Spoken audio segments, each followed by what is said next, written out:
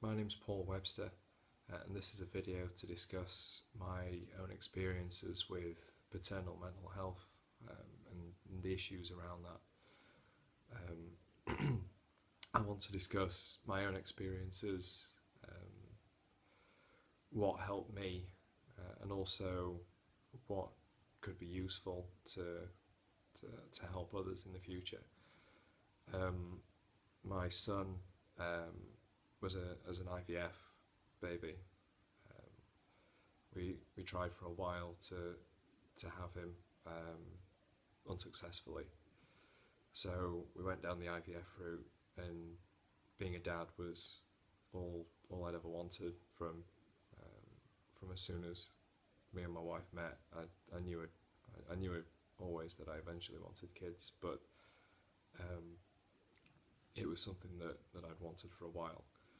So struggling to have him in the first place was very stressful, and I imagined for a long while what kind of father I'd be, and I hoped that I'd be a good one. So we went through the whole process, and that was stressful in itself. So when my son was born, it was exciting, and I loved being able to meet him finally after all this time.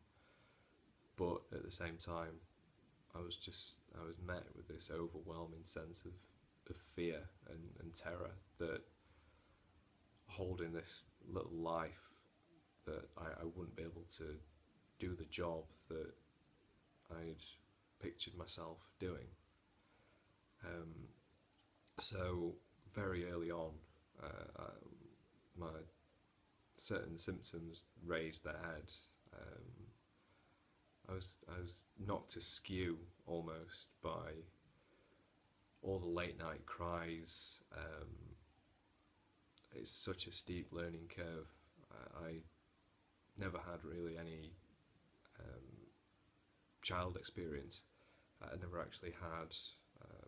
I had a nephew at the time and a new niece by the time he was born, but I'd not gone through the whole process of caring for those children. So it was such a stark reality when it actually hit me that I needed to do that. And no one really tells you how difficult it's going to be. People tell you, save up on your sleep because you're going to need it when baby comes, and you laugh it off, and it's all a bit of fun. But when you have this baby that sleeps intermittently, it was the broken sleep that really destroyed my sanity a little bit, and it makes you realise how hard it is, because I'd had broken sleep before. I'd stayed up late nights and been out with friends and things, but having the 2 hours on, 2 hours off, 2 hours on, 2 hours off is there's no way to describe it. You're just beyond tired, and that really doesn't help your overall mental health anyway. I think that really tires you out, and that doesn't help you think straight. But at the same time, I had this baby that cried. I didn't know why he was crying. I didn't understand how to take care of him, and that made me feel like a bad father. Like I had my son that I just didn't know how to care for. So it was disappointment in myself for not living up to the preconceived idea that I had in my head of how I'd be when I was sat in assisted conception, and I thought, this is hopefully the kind of dad I want to be.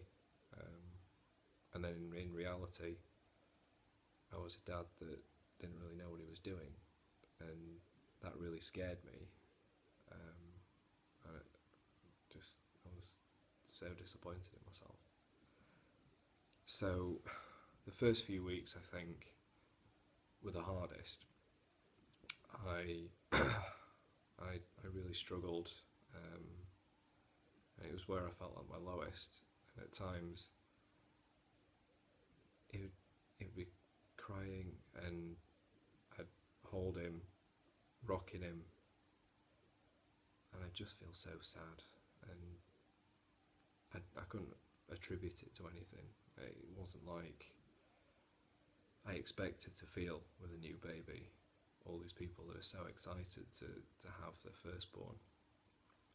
And I was, and don't get me wrong, I was so happy and so grateful to finally have my son. But it was just beyond any feeling I've ever felt before. This sadness and this urge to just cry. It made me sad, and I didn't really want to share that with anybody. I didn't want to tell anybody because that wasn't how I was supposed to feel. So I kept it to myself. I only ever really spoke about it to my wife. People would ask me, "Oh, how are you? How's baby? How's your wife?" And I'd be like, "Yeah, I'm fine. Yeah, it's brilliant. Yeah, it's great." Whereas behind it all, I just wanted to tell them and just cry and get a hug, because I felt like I had to put that mask on. I had to be strong for my wife as well, and support her, and it was all new to her as well, so I wanted to make sure she felt comfortable, felt happy, felt supported, and we were doing this as a team. And if I felt like that and let the side down, then I didn't want to jeopardise this early part of being a parent. So I plodded on, and we went out to baby groups and that kind of thing, like you do to children's centres and local community stuff. And it was unsupportive, I think's the most accurate word for it. There was a lot of mums, not really many dads.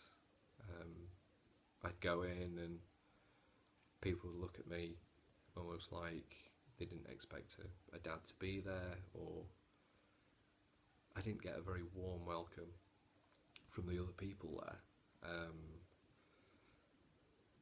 Even from some of the staff at centres, and yes, they were very helpful and they answered our queries,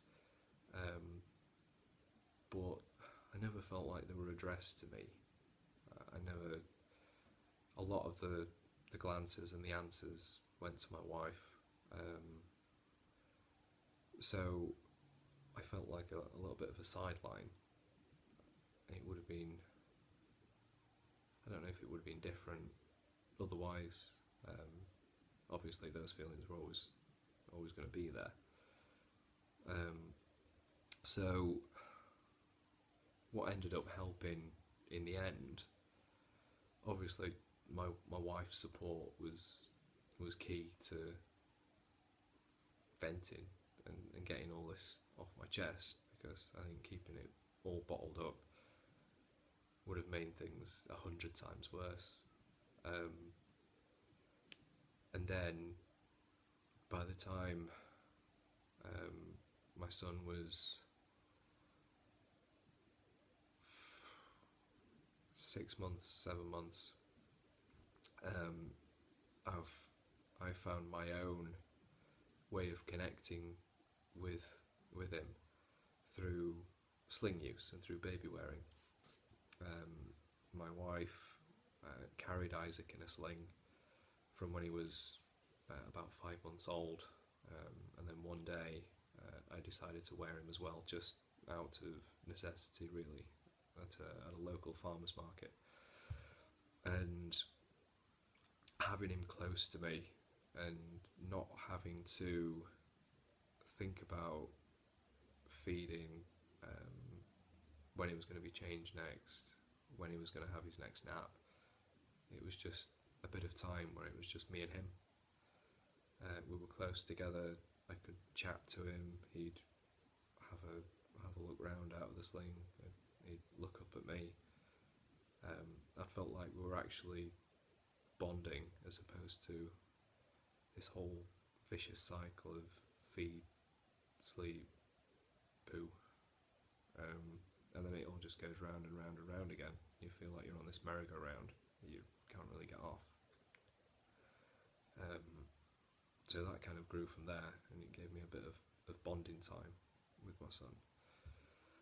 As well, there was a campaign called No Flaws, Only Human, which was run by Potage Baby Wearing, and they discussed postnatal mood disorders, and there was a few comments with regards to men suffering from such mental health issues, and that really opened my eyes to understanding that dads can suffer too, and it's not just a mother's thing.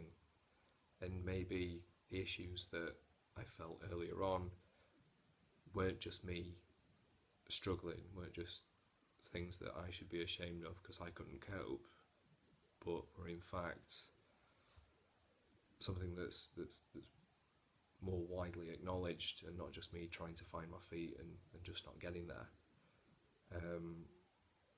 So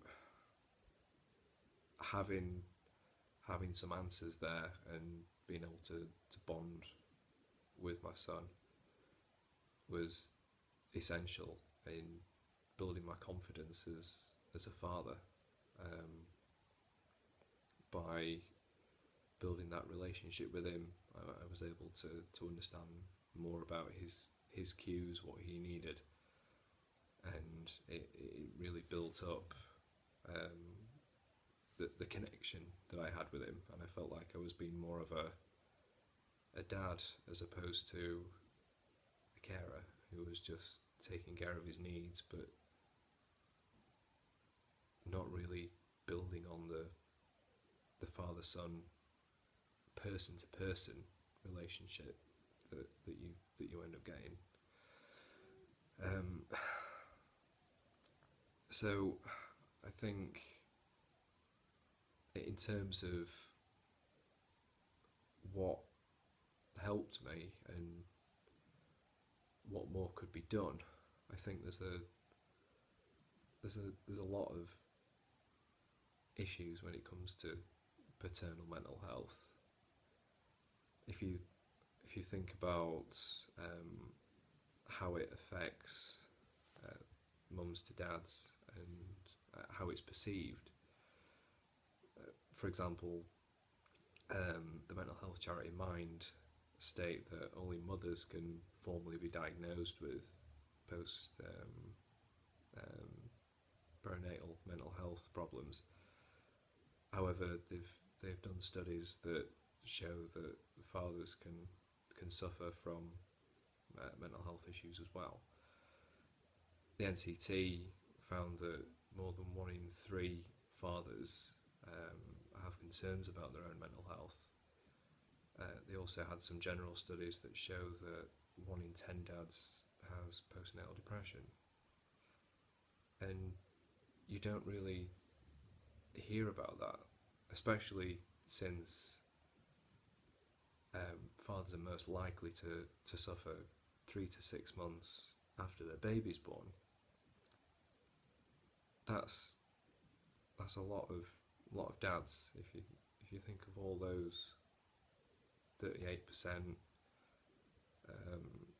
that worry about their own mental health, and 1 in 10 is a lot of people.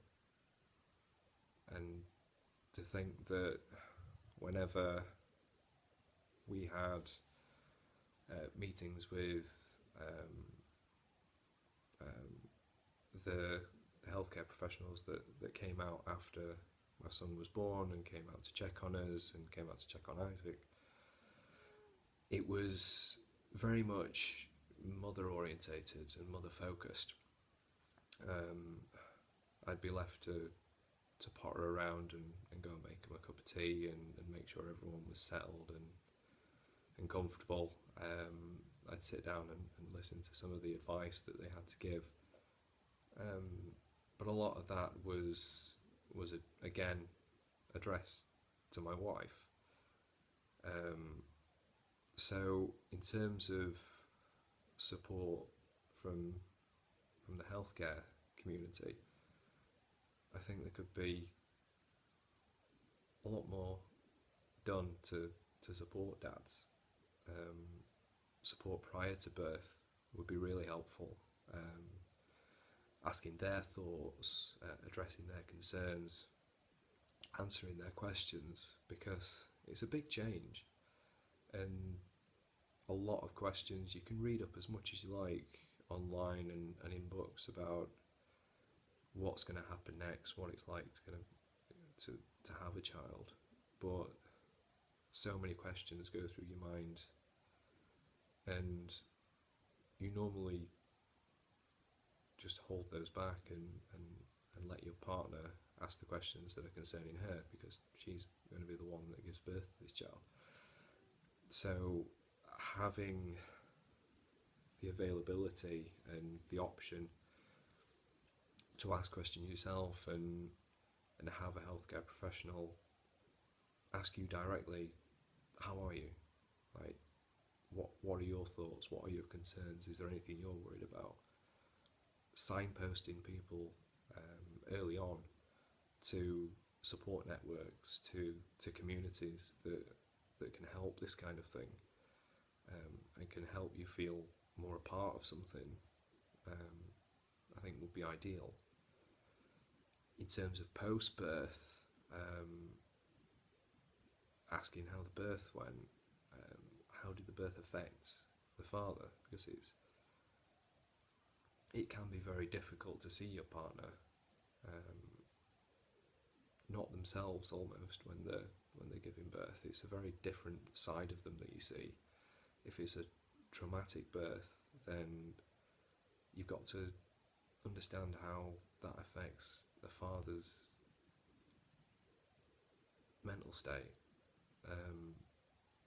Ask in the post meetups with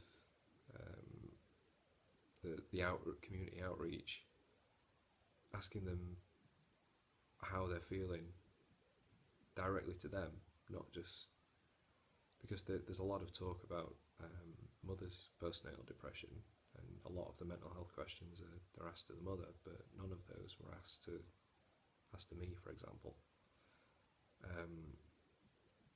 Asking the father how baby's doing, make them feel a responsible and capable parent. How's your baby doing?